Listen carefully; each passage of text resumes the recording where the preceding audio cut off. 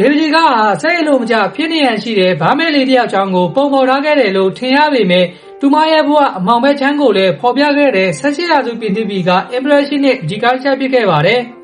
ထူးဆန်းတဲ့ perspective နဲ့ဒေဗဂျီကာကိုရုပ်တရက်ကြည့်လိုက်မယ်ဆိုရင်တော့ဗာမဲလေးရဲ့နောက်မှာလူတွေအပြည့်ရှိနေတယ်လို့ထင်ရပေမဲ့တကယ်တမ်းတော့အဲ့ဒါဟာဗာမဲရဲ့မျက်စိရှိကလူတွေရဲ့ manual ပုံနေတဲ့ပုံရိပ်အောင်တွေတက်တက်ပဲဖြစ်ပါတယ်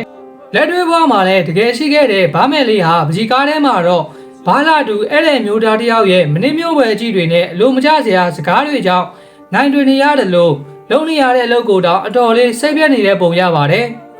ဒီအချက်ဟာဆိုရင်အဝတ်ချပုံတွေအတွက်ဝန်ဆောင်မှုတွေပေးရတဲ့လုပ်ငန်းခွင်တွေမှာဖိလိဖိထားရှိတဲ့အခက်အခဲဆုံးခြေနေတစ်ခုကိုဖော်ပြလုပ်နေပါတယ်ဒီပကြီးကားကို1882ခုနှစ်ပြင်သစ်ပကြီးဆရာအဝမာနီကဖန်တီးခဲ့တာဖြစ်ပြီးတော့ပကြီးကားတွေကဗာမဲလီယာဆိုရင်လည်းလက်တွေ့ဘဝမှာပြည်စာတရားအဖြစ်လောက်ကိုင်ခဲ့တဲ့လို့တောင်ဝန်ခံထားပါသေးတယ်